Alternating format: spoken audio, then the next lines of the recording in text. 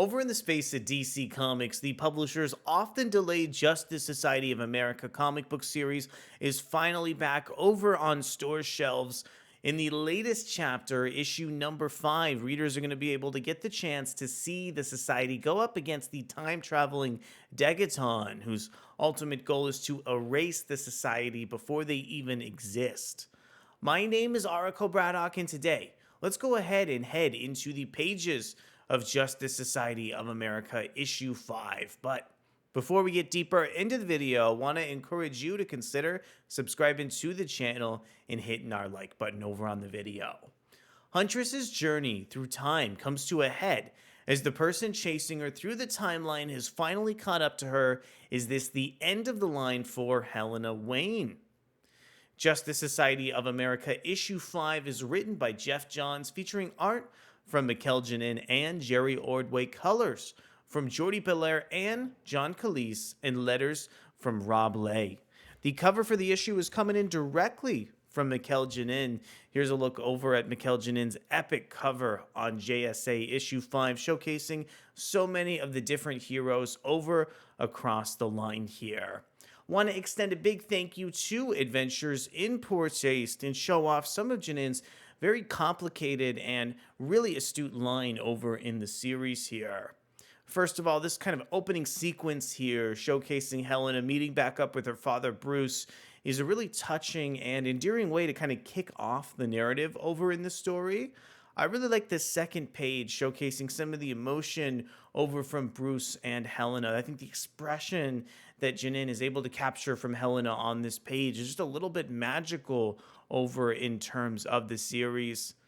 And this really eclectic cast in the Justice Society of America comic book has been one of the biggest bright spots over in the series. Watching Janin draw people like Detective Chimp and Deadman, as well as Alan Scott and Jay Garrick, has just featured a fascinating and subversive cast across this series.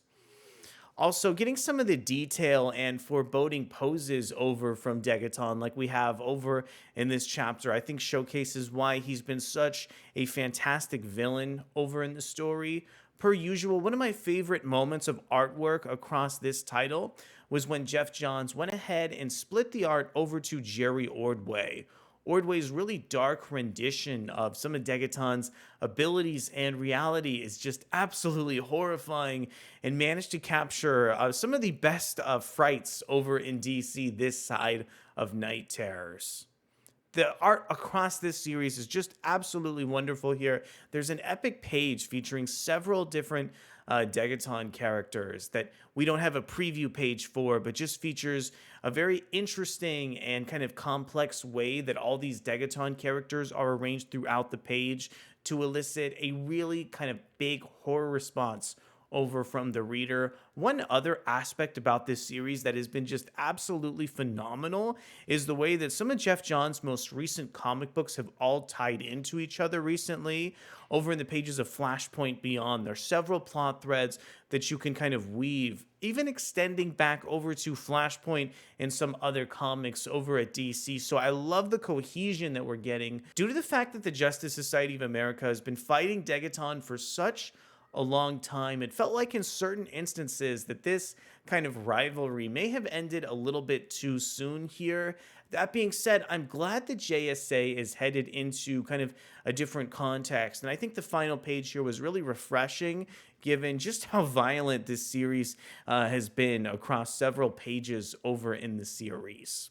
Another aspect that Geoff Johns is able to bring to the series that kind of shakes up my expectations of JSA ever so slightly is the fact that he keeps referencing events in the future that have not yet happened in terms of the society and with some of the other characters within the DC universe.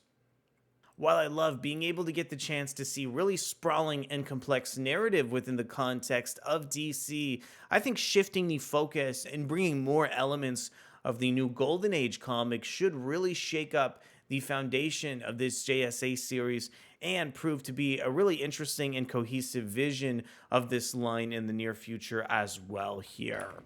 So at the end of the day, I think JSA 5 is yet another really phenomenal issue of this series.